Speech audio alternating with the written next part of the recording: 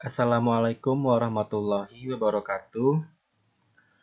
Baiklah, pada kesempatan kali ini saya akan menjelaskan tentang UKL dan UPL. Ada 5 topik pembahasan pada kesempatan kali ini. Yang pertama, pengertian. Yang kedua, keberadaan. Yang ketiga, dampak.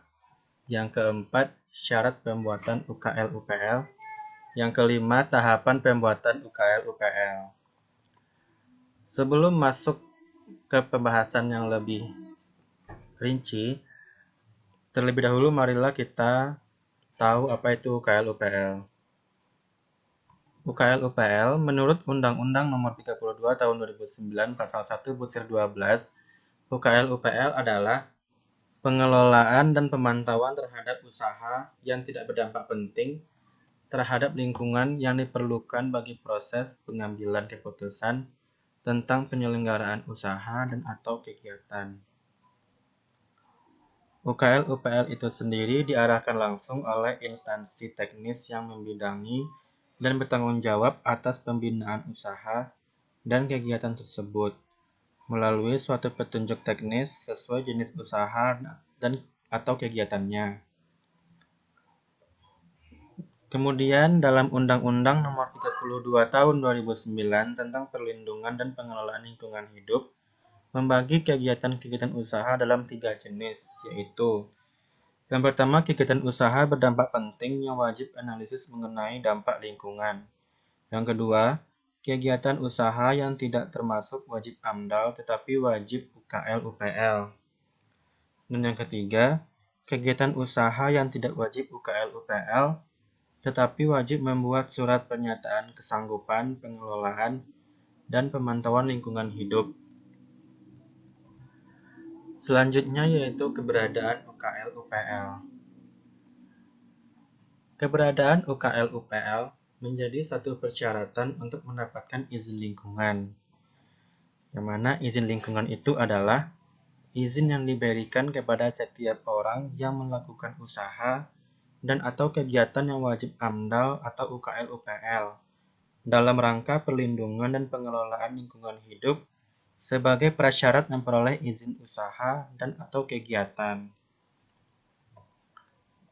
Yang kedua, keberadaan UKL UPL secara fungsional menjadi syarat bagi pemrakarsa untuk dijadikan acuan dalam menyempurnakan desain usulan kegiatannya terkait dengan tempat atau lingkungan di mana ia beroperasi.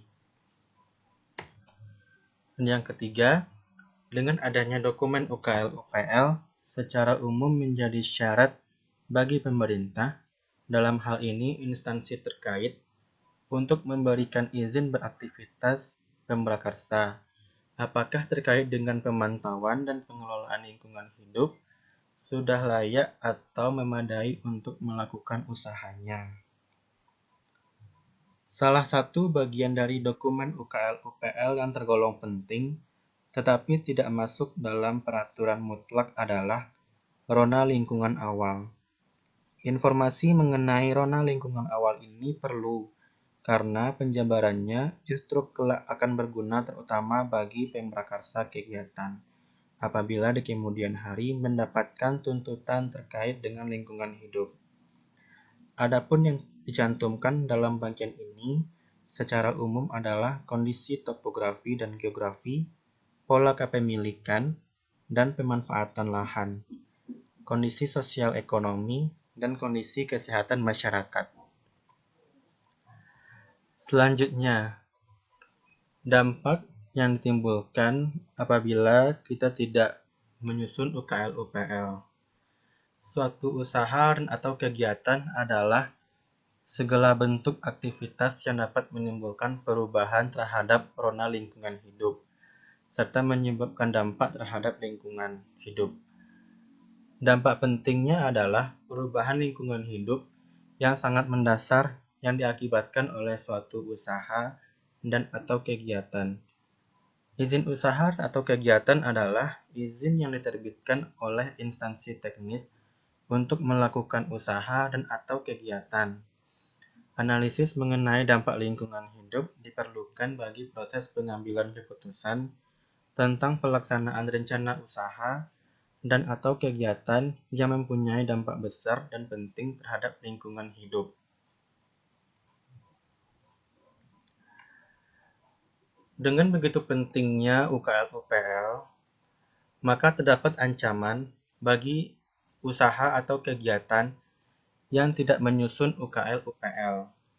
Yang pertama, sesuai ketentuan yang berlaku, sanksi administratif dapat dikenakan bagi usaha dan atau kegiatan yang tidak menyusun UKL-UPL, yaitu tidak akan diberikan izin usaha yang sifatnya mengikat, dominan, atau tetap operasi. Yang kedua, sanksi pidana yang dapat diberlakukan bagi usaha dan atau kegiatan yang tidak menyusun UKL-UPL dan kegiatan tersebut mencemari lingkungan hidup, yaitu sesuai dengan Undang-Undang Nomor 23 Tahun 97 tentang Pengelolaan Lingkungan Hidup.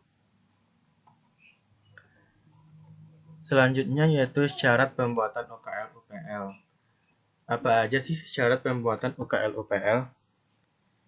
Yang pertama yaitu surat permohonan persetujuan upaya pengelolaan lingkungan hidup, upaya pemantauan lingkungan hidup.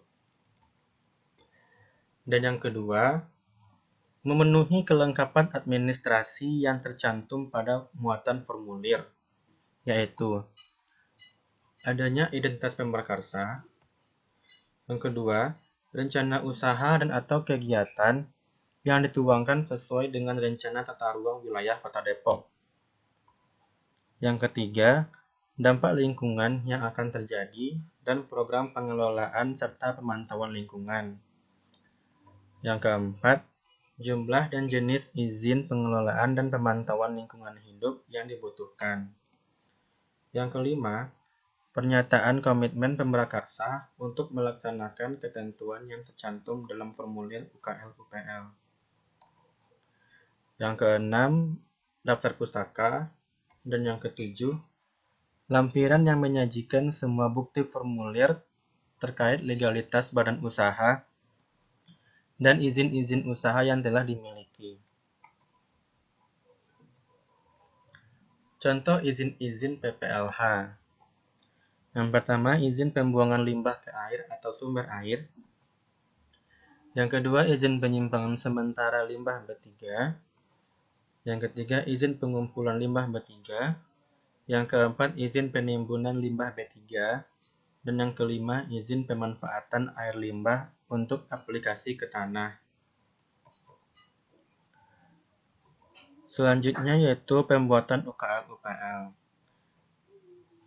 Bagaimana tahapan pembuatan UKL-UPL? Yang pertama, yaitu pemrakarsa mengajukan permohonan penyusunan dokumen UKL-UPL kepada wali kota, kepala badan lingkungan hidup.